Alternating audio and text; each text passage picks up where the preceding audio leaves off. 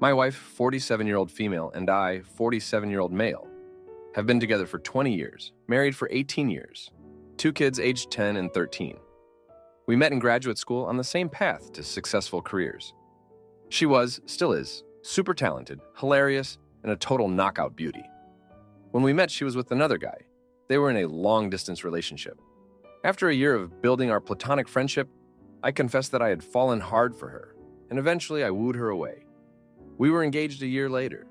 We had a light, funny, loving, and incredibly fun relationship. Everything was easy, and we were both so happy. Fast forward to about 3 years ago, we began having marriage troubles, focusing on our issues with connection, emotional intimacy, her priorities and intimacy life, my priority, which I connect directly to my ability and willingness to be emotionally available. She experienced a midlife crisis type of awakening, fueled by her personal therapy and experimentation with psychedelics. We've done counseling, still going once a week, had lots of tough conversations, etc. We had been working on these issues, and I thought we were on the road to repair and had just returned from a vacation and settling back into life, when she opened up that she has come to realize and accept that she has no intimacy attraction for me and doesn't think she ever did. She says she began the relationship with the hope that it would grow in her, and it never did. She also admits that she has only experienced true intimacy desire for only maybe 3 people in her entire life. She needed to tell me out of fairness and honesty so that I could find happiness myself while I still have time. She agreed at the time that we no longer need to be monogamous, though I know 100% she is not pursuing anything else.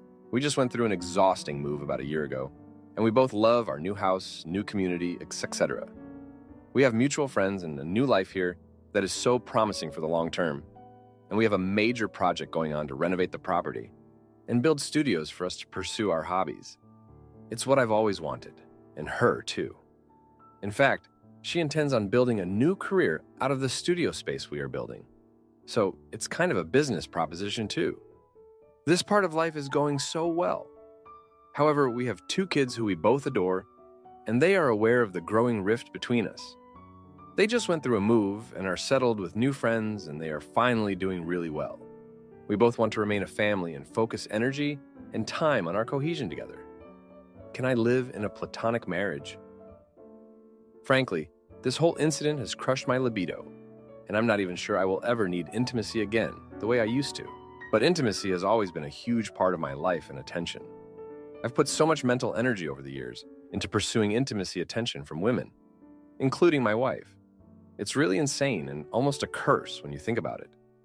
If intimacy is that important for me, am I capable of getting my intimacy needs met elsewhere without compromising my newly platonic relationship with my wife?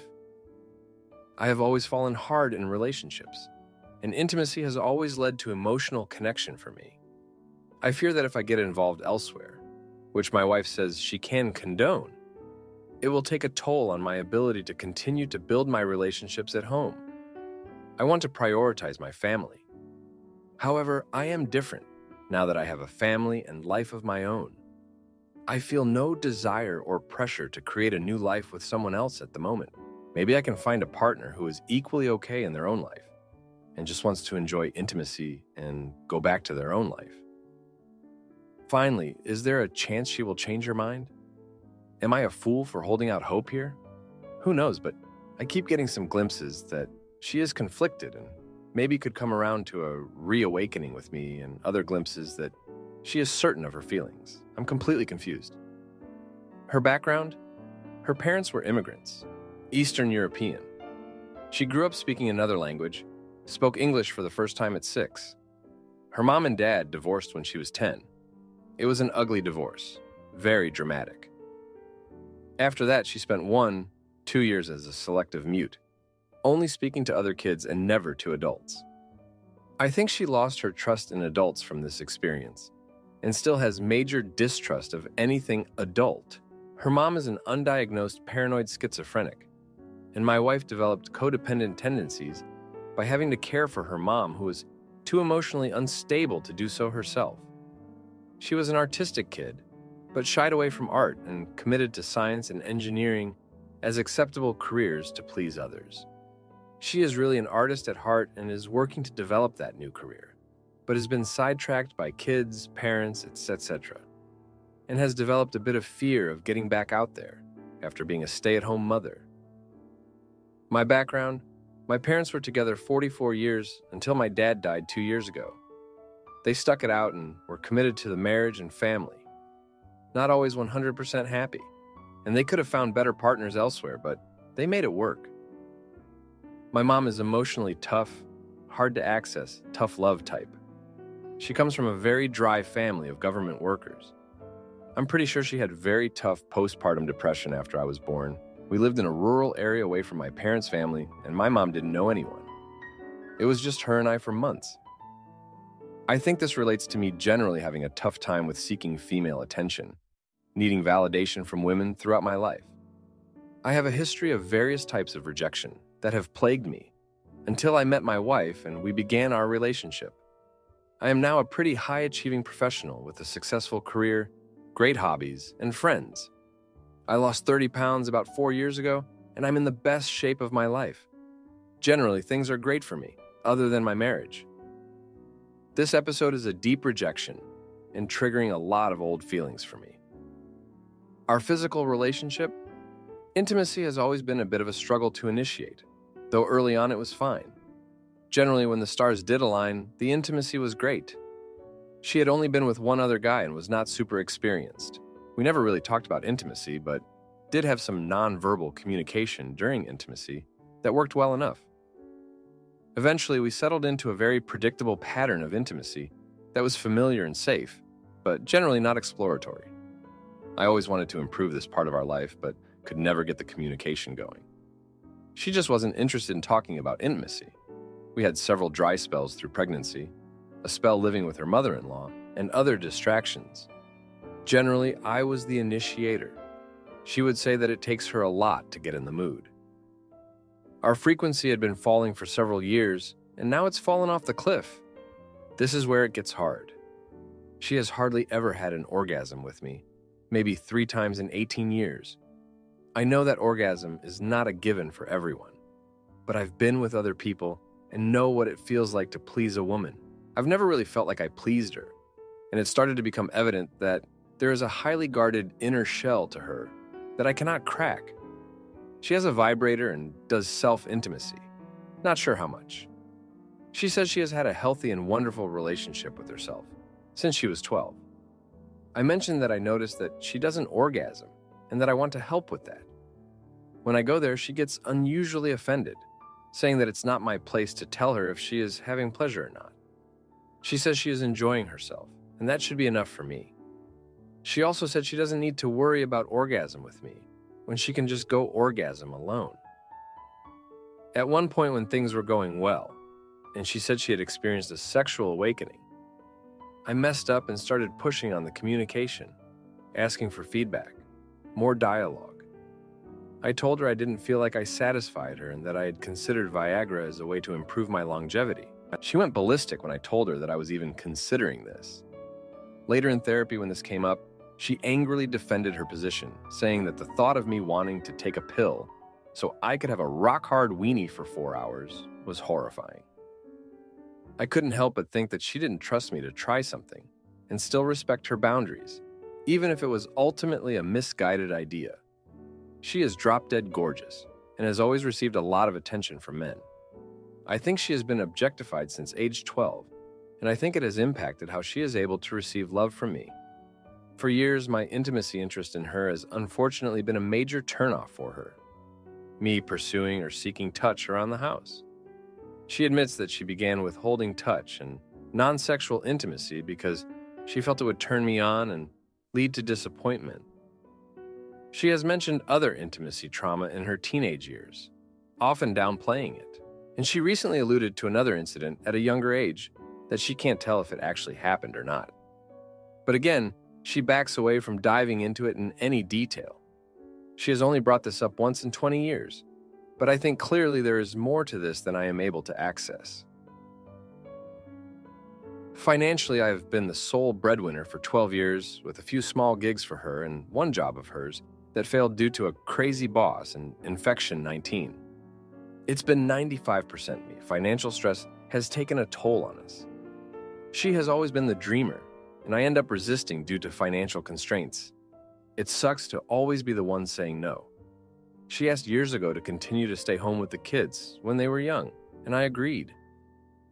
Despite the fact that she has done a tremendous amount of domestic labor and emotional labor raising the kids, I still feel this is out of balance, especially now that the kids are older.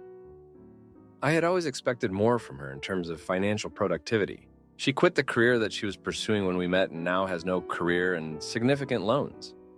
Generally, I come across as the daddy in this dynamic, and it sucks. She is totally dependent on me financially and could not move out without me paying for it.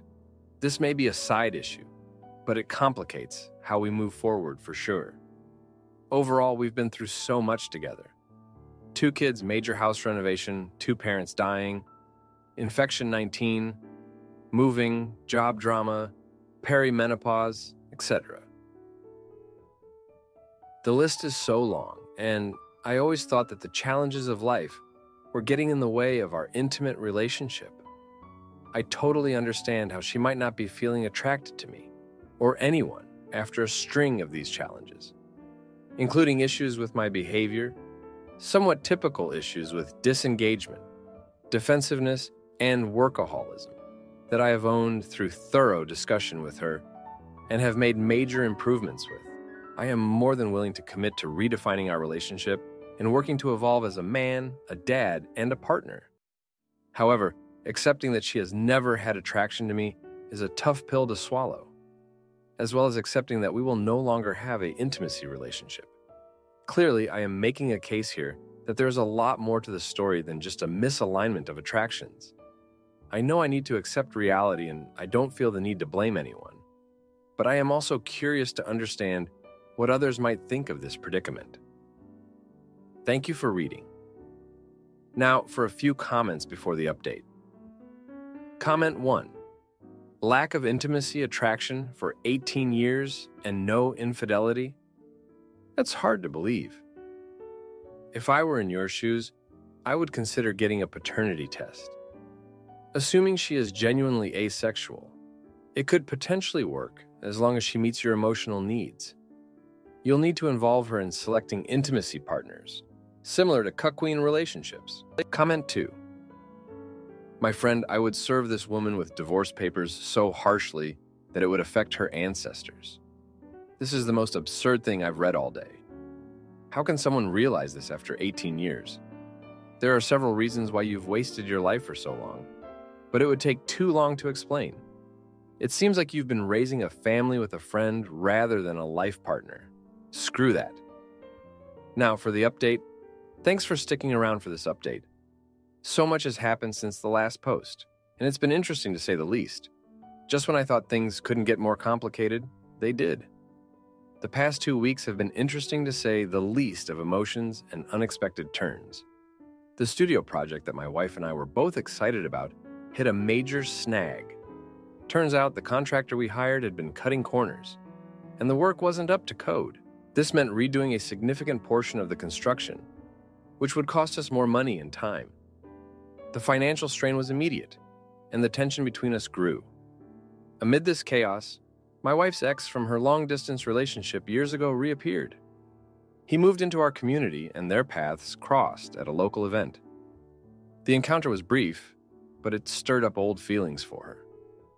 She confessed to me one night, her voice a mix of guilt and confusion. She didn't want to revisit the past, but his sudden presence was unsettling. Meanwhile, I was grappling with my own demons. The idea of seeking intimacy fulfillment outside our marriage was daunting. I had started to explore the possibility, but the thought of it affecting my family life held me back. I couldn't shake the fear of losing the connection with my kids or causing them any more distress. Then, my wife's mother's health took a turn for the worse. Her undiagnosed condition worsened, and my wife had to step in to care for her. The added responsibility on top of everything else was overwhelming for her. She was stretched thin, and our communication suffered even more. Our kids, sensing the growing rift, began to act out. Our eldest had trouble at school, getting into a fight with a classmate. Our youngest became withdrawn, spending hours alone in her room. The family dynamic was crumbling, and I felt powerless to stop it. In a moment of desperation, I reached out to an old friend for advice. She had been through a similar situation and offered a listening ear. But as we talked, one thing led to another, and I found myself in a compromising position. I had crossed a line I never intended to, and the guilt was crushing. The fallout was immediate. My wife found out, and the trust we had been trying to rebuild shattered. She was hurt and angry, and for the first time, she talked about separation. The idea of our family breaking apart was my worst fear coming true. The studio project was put on hold indefinitely. The financial burden was too great, and our focus had to shift to dealing with the immediate issues at hand. The dream we shared of working on our hobbies and building a new career path for my wife seemed like a distant memory. As the days passed, the atmosphere at home grew colder. We were like strangers living under the same roof, going through the motions for the sake of our kids. The connection we once had felt like it was slipping away, and I couldn't see a way back to it. The final blow came when my wife decided to take the kids and stay with her mother for a while. She needed space to think and to care for her mom, without the added stress of our situation. I was left alone in our house, surrounded by the unfinished studio and the silence of our broken dreams. I had hoped for a chance to repair our relationship, but the consequences of my actions and the resurgence of the past had proven too much to overcome. The reality of our situation was harsh and unforgiving. The future we had envisioned for our family was now uncertain, and the pain of that realization was overwhelming. Thank you for reading. My husband gambles away our savings and lies about support groups. So I kick him out and take control of our finances. I, 35-year-old female, have been married to my husband, 39-year-old male, for over 15 years. This last year we separated, went through counseling, and are now back together trying to make things work. One of the biggest issues we had was that he tends to not come home sometimes. I don't even have a better way to say that. For example, he could be on his way home from work and call to say he's 10 minutes away. After 5 hours and many phone calls and texts, he'll eventually show up at home. He'll say he saw a neighbor was out and stopped to chat and lost track of time. He will act annoyed that I'm upset or just be silent. I can tell he's waiting for me to drop it and move on. This used to happen about once a week, maybe twice a week.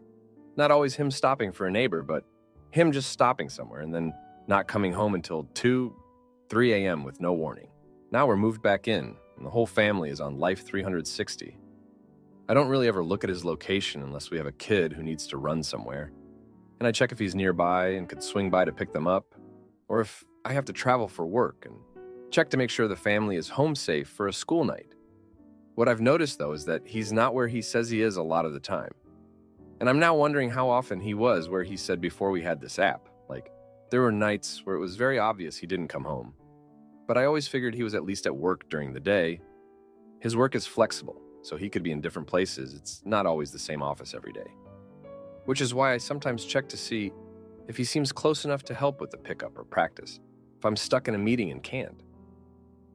So it's been kind of blowing my mind to see how far off he is from where he mentioned he was working to where he actually is. I feel so weird because I tend to overshare about my day and ask him about his.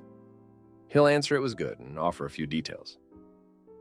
Meanwhile, I can see he must have visited his brother, hung out at a bar, stopped at a neighbor's on his way home, and had a beer with them. There's a lot left out, things that I wouldn't have a problem with and maybe wouldn't seem weird until he just straight up doesn't mention them at all. One night I called him when I saw his location was at a bar to see what was up. He just said he had put the kids to bed. They're old enough to be home alone, but would be worried to wake up without a parent in the house unexpectedly, and visited with a neighbor and had a quiet night. No mention that he was actively at a bar 30 minutes away at that moment. He ended up being out until 3 a.m. that night, when I woke up and realized he had never returned home, and called him to beg him to come back so that the kids would wake up with an adult there. I just don't understand what is happening here. I honestly don't think he is cheating. It's making me feel like a crazy person because I constantly feel like I can't trust him. I came back from separation being led to believe this behavior had changed, and truly thinking it had. I just feel confused and out of sorts. I feel like the short answer would be to talk to him and use the tools we've developed in therapy to work through this. That hasn't worked. Bringing it up, he is just silent. He listens to what I have to say, barely acknowledges it, and then that's it. He has stated he wants me to be happy and doesn't like that I seem to be in a constant state of stress. I've tried to explain that the situation of him not coming home at a regular hour or feeling like he's purposely hiding details on his day make me feel really insecure and like I'm not sure of the relationship, and therefore hard to pull myself out of a feeling of stress and anxiety. There's no real resolution to it. It's just a discussion that happens and then we end up in the same place again. The advice I'm looking for is, has anyone experienced this and what was going on? We're in therapy and I really do want to work constructively on things, so advice on how to bring this up so we can work through it would be appreciated. Is there a behavior I'm doing that I need to take into account here? I do honestly think he wants to work on this. Neither of us want a divorce, but I feel really stuck on this. Now, for a few comments before the update. Comment 1. Have you asked him why he is hiding his whereabouts while in a therapy session? The therapist might be able to get a bit more out of him than the blank stare. This is definitely suspicious behavior. Besides cheating, it is possible he is hiding a drug problem or alcoholism. Whatever it is, the sneaking around is not okay. His words may be saying that he wants to work on things and stay together, but his actions are saying that he does not respect you or your relationship. I would start planning my exit. Comment 2. Drugs, alcohol, cheating, or a combination of the above. Look for Al-Anon groups near you. It is not AA, as it is for the addict. Al-Anon is for the loved ones of addicts. Almost every newcomer has your exact story. I do not understand.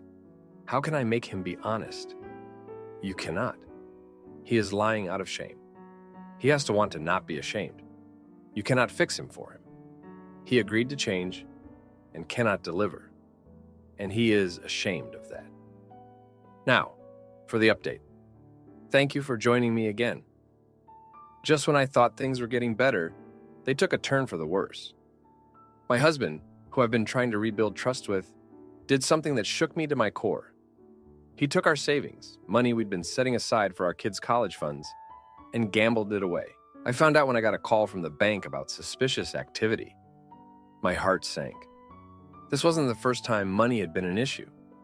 Years ago, before we had kids, he had a stint of reckless spending that we never really talked about. It was one of those things that got swept under the rug. But now, it was back, and it was affecting our entire family. I confronted him when he finally came home that night, after another one of his unexplained absences. He looked defeated, and for the first time he didn't try to brush it off or get annoyed. He just sat there quietly admitting what he'd done. I was furious, but more than that I was scared. Our future, our kids' future, was suddenly on shaky ground.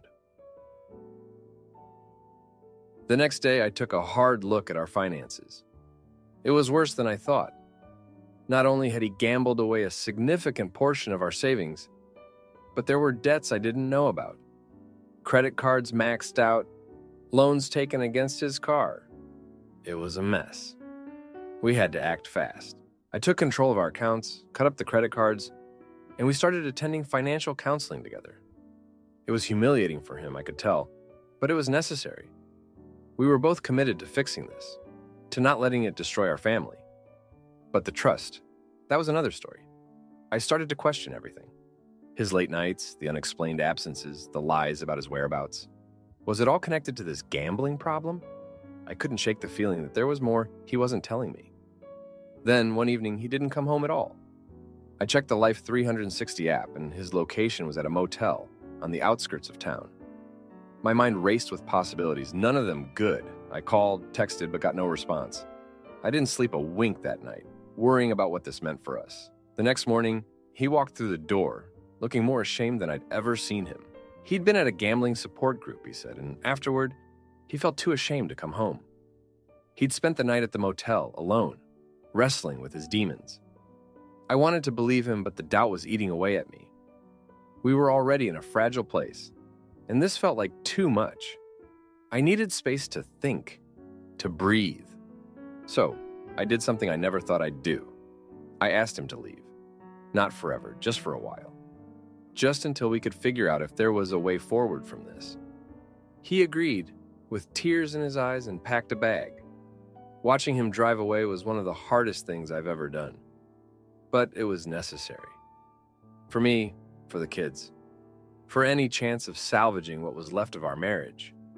In the days that followed, I focused on the kids, on maintaining some sense of normalcy for them. They didn't know the details, just that Dad was staying with Uncle for a bit, while we worked through some things. They were confused but resilient.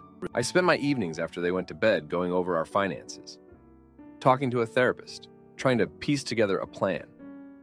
It was during one of those late-night sessions that I found it. A receipt for a pawn shop. He'd pawned his grandfather's watch, a family heirloom he'd always said he'd pass down to our son. That was the moment I knew things had to change. We couldn't go on like this. The next day, I called him and asked him to come over. We sat down, just the two of us, and had the most honest conversation we'd ever had. We laid everything out on the table. The lies, the money, the fears, and the hopes for our future. It was raw and painful, but it was also a turning point. We made a plan, a real one, with steps and goals and accountability. We agreed to start fresh, to rebuild our trust and our finances, one day at a time. It's been 2 weeks since that conversation, and it hasn't been easy. But there's a sense of determination between us that wasn't there before. We're working together for our family, and for the first time in a long time, I have hope. Thank you for reading. My husband cheats. For the second time in our 12-year marriage. So I gather evidence, win full custody, and watch him lose everything. My 32-year-old husband and I have been together for 12 years now with 3 kids. Years ago, I caught him messaging other women, sexting, photo swap, etc. We were in a bad place, and he said, "It is not cheating to him."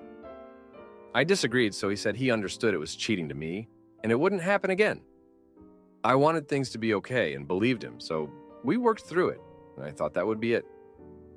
Fast forward to 2 years ago, I just had my son and was not in a good place. Postpartum depression, self-esteem shot, really struggling, but doing everything I could to get myself healthy. With 3 kids, a new baby, and his long hours at work, we didn't have a ton of quality alone time. But I really wanted to get back to feeling sexy and intimacy. He was affectionate and always told me how much he loved me, how important I was. The best thing to ever happen to him. But was hot and cold sexually and made offhand comments about me being heavier post-baby. So I was extra sensitive. There was a weird instance where he was up super late and I caught him typing to someone on Reddit. I could see a female photo, but didn't get much more because he shut his phone off the second he saw me. He denied it and told me I thought I was acting crazy. He became enraged and basically told me he didn't appreciate my accusations and needed to reconsider what he wanted if I was going to be accusing him of talking to other women again. I ended up apologizing and moved on, but it kept bothering me. I tried to play it off as part of my postpartum self-esteem issues, but I couldn't shake the feeling that something was off. I know I shouldn't have, but when he was sleeping, I checked his phone. That's where I found all of the messages with his other woman, telling her he is divorced, about his past disappointing intimacy life, how frustrated he was sexually, how sexy she is, self-intimacy together via chat, how much he looks forward to talking to her or couldn't wait to see her, how he and his body are all hers. Saw the call logs where they would talk for hours while he was at work. He had been texting me at the same time, saying he was busy but missed me, loved me. I was heartbroken, woke him up and told him to get out that I am done. And he says, "Fine by me." I am a mess. The kids are awake at this point. Baby needs me. And I am just trying to get through detached. He comes back hours later and asks to talk. Tells me he doesn't want to lose me. Only said that he was fine with it out of panic. Offered to go to couples therapy. Tells me he never slept with her, it was only over the internet, so he didn't consider it cheating. He blocked her forever and said it will never happen again. We couldn't afford a divorce or to move out of our townhouse, so stayed living together. It took a lot of work, but we started to rebuild. Went to therapy, worked on long-standing issues, and rededicated ourselves to our marriage. We agreed to move forward and stay married. Things are good again. The problem is, the better things have gotten, the angrier I get over what happened, and the less I actually trust the good. He thinks we are doing great and is happy. I was too, but I can't stop thinking about it, and don't know if I will ever be able to actually move on. We did all of this work and had this understanding that we were in this for the long haul. He would be absolutely blindsided if he knew I don't know what I want anymore. How do I actually forgive and move on from this or trust him again? Is that even possible? Now for a few comments before the update. Comment 1. I can see forgiving after the first offense, but not the second. This is now a pattern of cheating and lying and trying to claim he didn't think he was cheating. Bullshit! I would not be able to trust him again. And without trust, the relationship is dead, as far as I am concerned. Maybe some individual therapy to discuss your feelings now and help you sort out what you really want to do at this point. Whichever way you go, stay or leave. It is entirely your choice and your right to make that choice. Talking it through with someone may provide clarity. Comment 2. You don't owe it to him to move on and trust him again. Your feelings are based on his misdeeds. He's done this repeatedly and repeatedly, used the ridiculous excuse that he doesn't consider it cheating. And knowing full well that you do consider it as such, he has no regard or respect for you. I would have zero faith in him as well. Do what you need to do here. If you don't trust him and you shouldn't, time to end it. He's a sorry excuse for a husband, lying, manipulative person. Now, for the update. Thanks for sticking around for this update. So, remember how things were looking up? Well, that didn't last long. My husband's work suddenly required him to travel. He said it was a big opportunity, a chance for a promotion. I wanted to believe him, but the timing was too convenient. He'd never had to travel for work before. I kept my doubts to myself, though, because I didn't want another fight. The first trip was a week long. He called every night, but something felt off. The kids missed him, and I was running on fumes, trying to keep everything together. When he got back, he was all smiles and gifts, but I noticed he was protective of his suitcase. I waited for him to fall asleep and checked it. There, hidden in a side pocket, was a burner phone. My heart sank. I charged the phone while he slept, and what I found was a punch in the gut. Messages to the same woman. Plans to meet up during his business trips. I was furious. I wanted to wake him up and throw him out, but I needed a plan. I couldn't just kick him out. We had kids and finances to think about. So I played the loving wife while I got my ducks in a row. I contacted a lawyer and started gathering evidence. I knew I needed more than just the burner phone to protect myself and the kids. I started documenting everything. Bank statements, his travel schedules, the messages. It was exhausting, but I was fueled by anger. Then came the twist. One day, while he was away, I got a call from a number I didn't recognize. It was her. She was crying, saying she didn't know he was married, that he told her he was single. She'd seen a family photo on social media and put 2 and 2 together. She was sorry and wanted to help me. We met up and she gave me everything. Emails, photos, a timeline of their relationship. She was just as much a victim of his lies as I was. With her evidence and mine, I had a solid case. I filed for divorce, citing his infidelity. He was served the papers at work, in front of his colleagues. I wanted him to feel a fraction of the humiliation I felt. He begged and pleaded, said it was all a mistake, that he loved me and the kids, but I was done. I was tired of the lies, the cheating, the disrespect. The divorce was messy, but I came out on top. Full custody, the townhouse, and enough in child support to not worry about finances. But life has a way of throwing curveballs. Just when I thought I could breathe, I got a call from the school. My oldest had gotten into a fight, defending my honor after some kid made a comment about the divorce. My heart broke for my kids. They were collateral damage in all of this. I had to be strong for them. We started family therapy, and it helped. We talked, cried, and started healing. The kids needed to know they were loved and that none of this was their fault. It was tough, but we were getting through it together. And then, out of nowhere, my husband lost his job. The promotion he'd been traveling for? Gone. His affair had not only cost him his family, but his career too. He tried to get the child support reduced, but the judge wasn't having it. His actions had consequences, and now he was feeling them. Life is slowly getting back to normal, or as normal as it can be. The kids are doing better, and I'm starting to feel like myself again. I'm not sure what the future holds, but I know we'll be okay. We're stronger than we were before, and that's something to be proud of. Thanks for reading. If you like this video, you'll probably like these too. Also, while you're here, please consider subscribing. It's your support that keeps this channel alive and allows me to make better and longer videos. Have a great day.